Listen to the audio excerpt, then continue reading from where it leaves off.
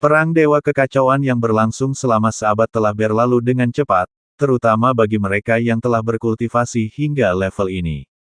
Sosok Xiaoyan melintasi pusaran cermin yang tak terhitung jumlahnya, mencari di medan perang sosok-sosok yang mungkin ia temui lagi. Di mana 8 dewa kuno? Dalam waktu berikutnya, Xiaoyan tidak menemukan apa yang dicarinya. Ia hanya bisa melihat bahwa peringkat didominasi oleh Zhong Huaken. Peringkat telah melonjak tak terbendung, menembus 300 besar, dan daun yang mewakili Beijing dengan mantap mempertahankan posisinya di 200 besar, tak terduga. Namun, di puncak, 8 teratas hanyalah titik-titik cahaya, tak pernah goyah. Apakah pertempuran mereka sudah berakhir, atau apakah medan perang mereka membutuhkan kualifikasi khusus untuk diamati? Kebenaran tentang Beijing telah mengejutkannya, dan ia ingin tahu seperti apa rupa makhluk yang lebih kuno dan kuat. Ia juga ingin melihat seberapa kuat mantan yang mulia itu, dan apakah ia dapat menemukan petunjuk tentang jalan masa depannya dari para pendahulu dalam Perang Dewa Kekacauan. Perang Dewa Kekacauan tidak berhenti. 1 abad bukanlah waktu yang panjang atau pendek, dan Xiaoyan dapat merasakan bahwa ia telah melintasi medan perang yang tak terhitung jumlahnya. Saat-saat terakhir telah tiba, dan pertempuran ini, di mana dunia yang tak terhitung jumlahnya telah bertemu, akan segera mencapai puncaknya. Tepat ketika Xiaoyan hendak menyerah dan bersiap untuk mundur ke platformnya untuk menunggu berakhirnya perang ilahi, ia memperlambat perjalanannya. Meskipun demikian, peluang untuk menemukannya sangat kecil. Sepertinya ia tidak akan memiliki kesempatan ini. Xiaoyan tidak kesal, segala sesuatu di dunia ini bergantung pada kesempatan dan keberuntungan. Jika bahkan dengan keberuntungannya sendiri, ia tidak dapat menemukannya, maka pasti ada aturan tak terlihat yang menghalanginya. Setelah berpikir sejenak, Xiaoyan memilih cermin lain dan melangkah ke dalamnya. Tepat ketika sosoknya menghilang ke dalam pusaran cermin, di medan perang yang kacau, berdiri sosok Yulan yang menyaksikan pertempuran. Tidak banyak. Namun, begitu tatapan Xiaoyan menyapu mereka, seluruh tubuhnya menegang. Matanya melebar, dia berharap melihat banyak orang, tetapi dia tidak menyangka akan melihatnya di sini lagi. Sosok yang menghantui itu telah menyebabkan Xiaoyan merasakan kepedihan yang tak terhingga di hatinya. Tatapannya tertuju pada sosok itu di arena, seolah takut bahwa dalam sekejap mata dia akan kehilangan sosok itu lagi. Saint Snow yang berpakaian putih. Rambut hitamnya terurai seperti air terjun, dan dia dikelilingi oleh cahaya dingin yang tampaknya mampu membekukan segalanya. Dia menyendiri dan mandiri, dingin dan angkuh, seperti dewi yang dipahat dari es hitam berusia ribuan tahun. Wajah yang tak tertandingi itu telah muncul berkali-kali di kedalaman ingatan Xiaoyan, membawa serta rasa sakit yang tak terlupakan.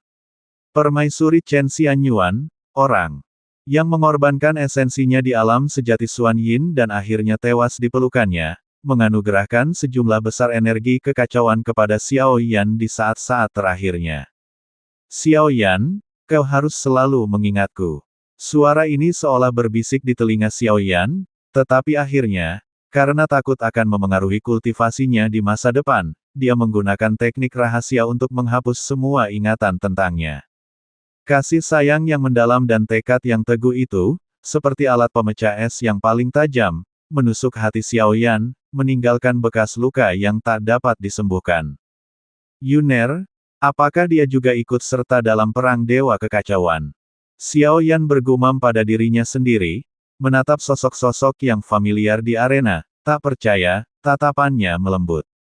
Namun, ekspresi Chen Xianyuan acuh tak acuh saat ini, jadi dia tentu saja tidak dapat melihat Xiaoyan. Hanya di medan perang yang membentangi sungai waktu ini Xiaoyan memiliki kesempatan untuk melihatnya lagi.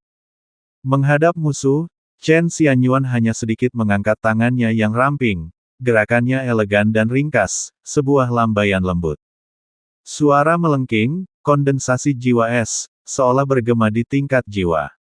Seluruh medan perang di hadapannya membeku, dan kekuatan tempur Chen Xianyuan yang ditampilkan jauh melebihi ekspektasi Xiaoyan. Ini karena Chen Xianyuan yang dilihatnya di alam sejati Xuan Yin telah binasa, hanya jiwa yang tersisa. Ini adalah Chen Xianyuan yang sebenarnya. Seluruh medan perang diselimuti oleh wilayah es yang mematikan, dan tatapan Xiaoyan tetap tertuju pada wajahnya yang sangat tampan dan dingin. Dia tidak mengalihkan pandangannya sedetik pun, sampai pertempuran berakhir, dan hanya ketika medan perang hancur pada saat-saat terakhir barulah Xiaoyan kembali ke platformnya sendiri. Dia mengepalkan tinjunya erat-erat, tetapi sekarang tidak ada kesempatan untuk kembali ke alam sejati Xuan Yin. Dia bertanya-tanya apakah dia masih bisa menemukan jiwa Chen Xianyuan yang tersisa. Jika dia bisa mengumpulkan jiwa yang tersisa itu, pasti ada kesempatan untuk menghidupkannya kembali. Jika dia tidak dapat menemukannya, dia akan menggunakan menara roh Void bintang ungu dan koridor abadi. Karena ia bisa menyelamatkan Yun Yu, ia pasti bisa kembali ke masa lalu dan menyelamatkan Permaisuri. Hati Xiaoyan teguh, ia sangat yakin masih bisa menyelamatkannya, tetapi ia mengerti bahwa harapan itu sangat tipis, karena bahkan pada saat perenungan ini. Secara logis, dirinya di masa depan seharusnya sudah mengambil langkah. Jika dia bisa menyelamatkan Chen Xianyuan, dia pasti akan muncul kembali di dunia. Dia tidak bisa memahami aturan sungai waktu, dan dia juga tidak mengerti apakah koridor abadi benar-benar dapat membantunya.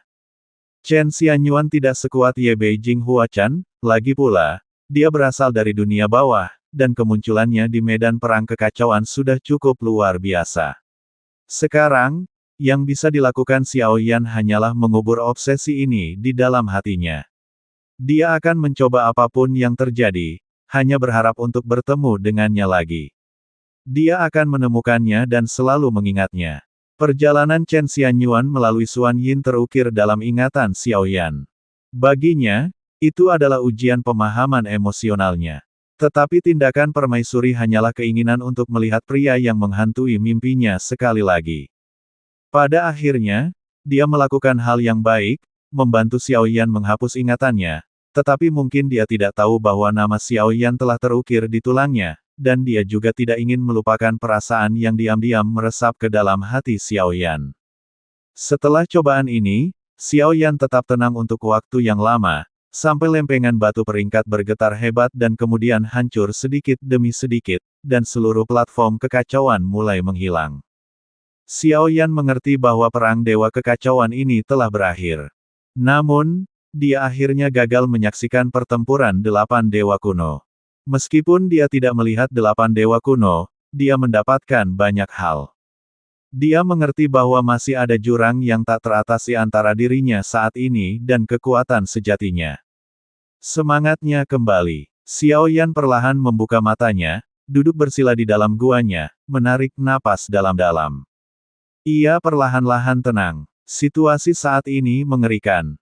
Kehilangan klon roh primordialnya merupakan pukulan besar baginya. Kehilangan klon roh primordialku bukanlah hal yang buruk bagiku. Sebelumnya, aku terlalu bergantung pada kekuatan tubuh fisikku.